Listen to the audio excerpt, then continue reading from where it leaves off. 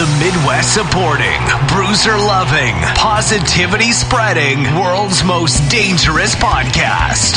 Join former pro wrestler and promoter Dave Dynasty as he supports and promotes Midwest pro wrestling.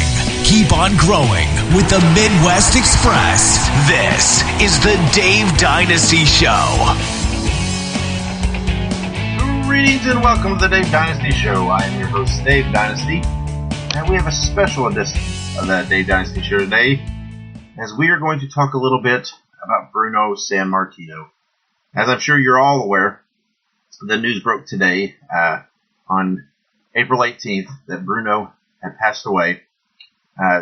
Don't think I'm telling anybody anything they don't already know when I say that Bruno Sammartino is obviously one of the most legendary men in professional wrestling history.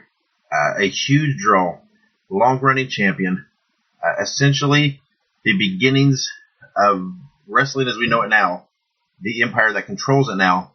The beginnings of that were built upon the back of Bruno Sammartino. So over the next few days, weeks, etc., you're going to see, you're going to hear, you're going to read lots of things about Bruno, lots of tributes, probably lots of podcast episodes discussing Bruno's career. The vast majority of those will more than likely queue up on Bruno's time in the WWF, later the WWE, because that's obviously where he had the majority of his success, the majority of his exposure. That's where he really, became this huge draw and star. Seeing as how we are a Midwest-based pro wrestling podcast, we are going to discuss Bruno in a little different aspect, a little different part of his career.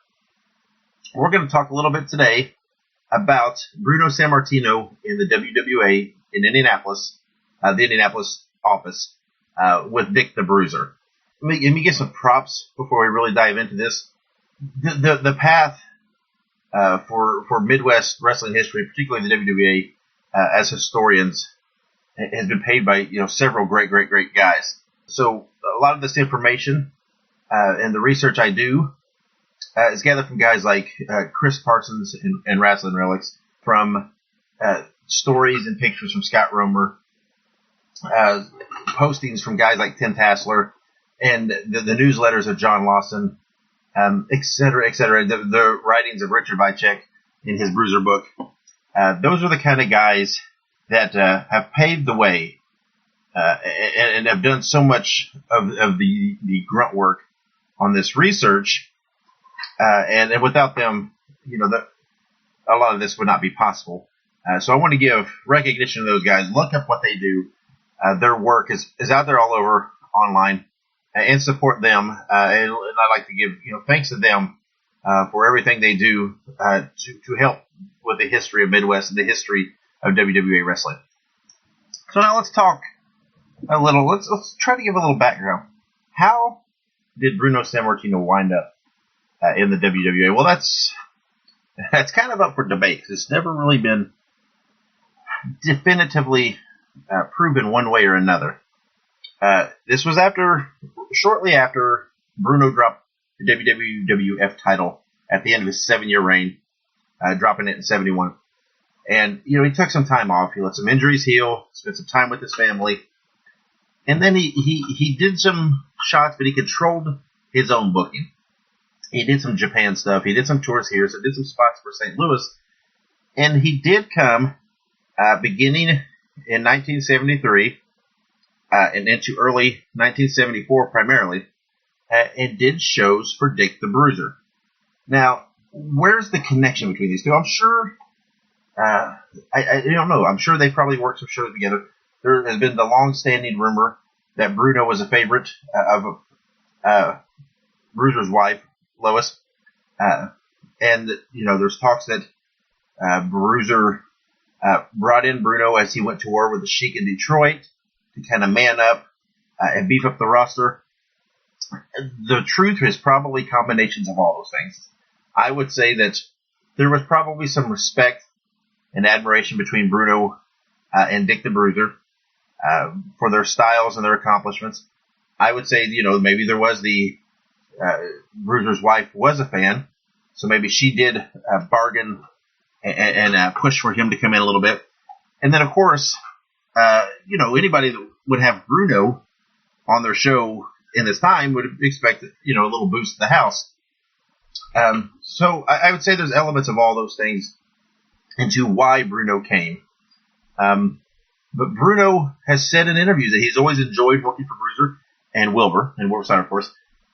He came in primarily as a teammate of Dick the Bruiser. Now, the story goes that there was talks of him coming in and feuding for the WWA title with Baron von Raschke and some of these guys around that time that held the title.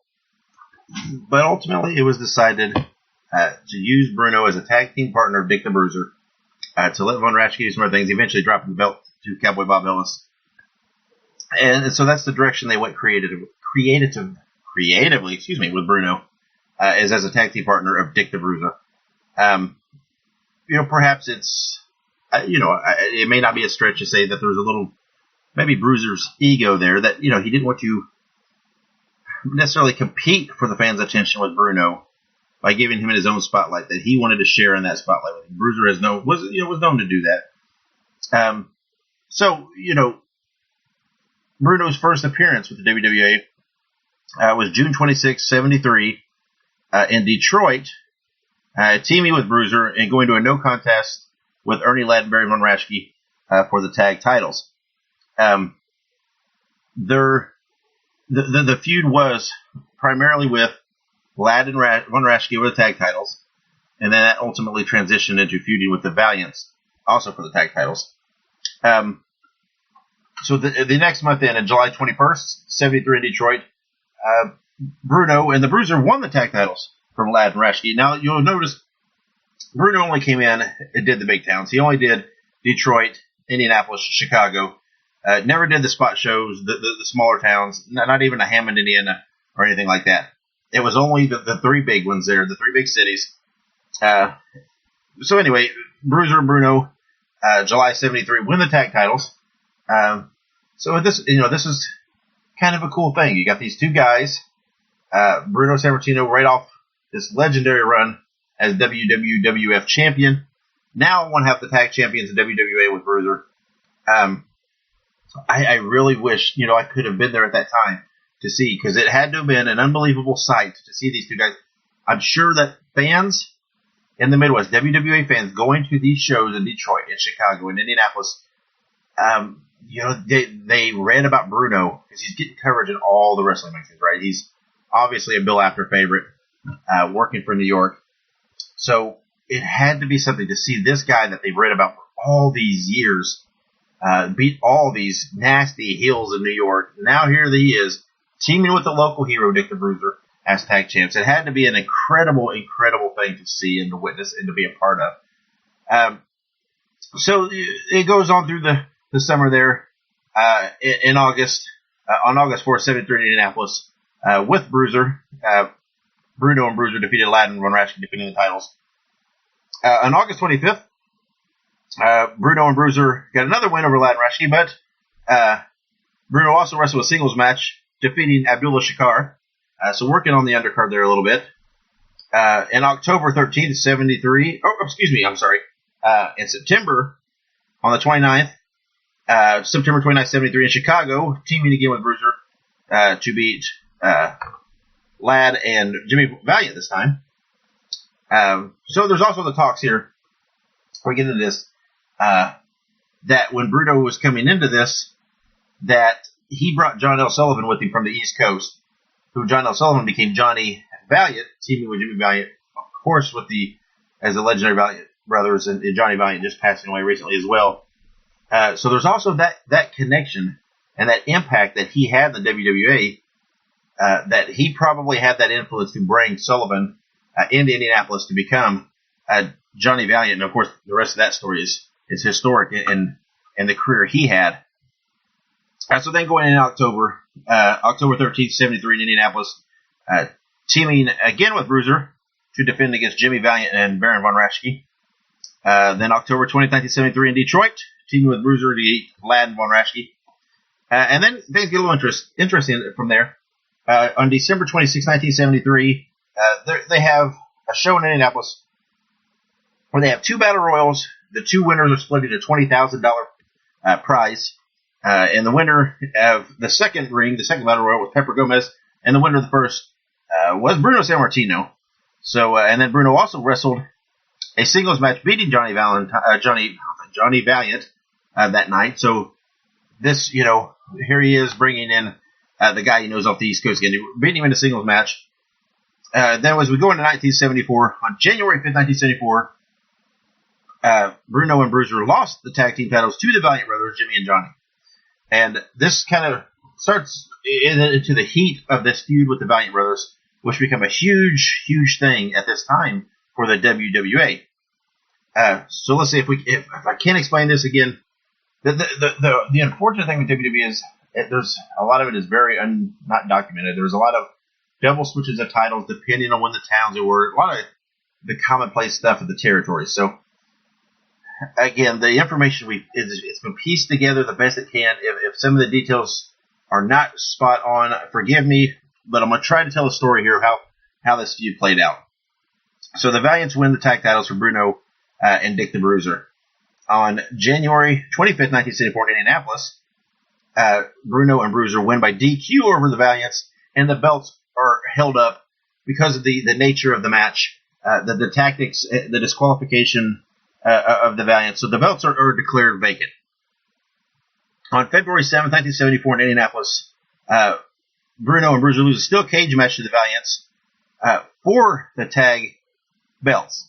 And I do believe, if I'm correct, I think the titles were held up again.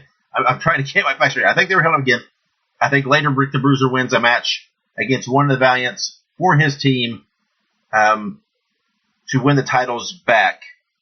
Then in March 2nd, 1974, Chicago, Bruno and Bruiser go to a no contest with the Valiants. Backtrack here. I'm so sorry. I totally skipped the show. See, that's what I'm saying. The facts are so... In February 7th, 1974, Bruno and Bruiser lost a steel cage match to the Valiants to lose the belts back. Kind of wraps up that feud. They get the rematch on March 2nd, 74, Chicago. Go to a no contest. And that's kind of as this feud kind of comes to, winding down. March 15th, 75 in Indianapolis, Bruno teams with Dick the Bruiser and Pepper Gomez to pick up a win over Ox Baker and the Legionnaires. Kind of a neat match. It's a 2 out of 3 falls match. And in this first fall of this match, Pepper Gomez injured his knee and spent the entire rest of the bout on the apron. So it was essentially kind of a handicap match. He did not enter the match again. Word always has it, the tale always has it, that Pepper Gomez had a lot of fluid on his knee by the end of that match. So, and that wrapped up Bruno's stay in WWA. Again, another interesting fact about this here is, though, that Bruno,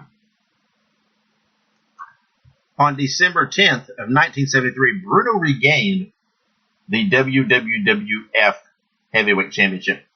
Initially, he turned down Vince McMahon Sr.'s offers to come back and take the title. Eventually, they work out a deal for him to come back. So, December 10th, 73, Bruno wins the WWF title back and continues to wrap up his feud in series with the Valiants and make these appearances after the fact of winning that title. So it's pretty extraordinary that there were some shows, some appearances made by Bruno Sammartino, who was the WWF champion on these WWA shows for Dick the Bruiser. Now later in 1978, Bruno did come back to do a couple shows for Dick the Bruiser.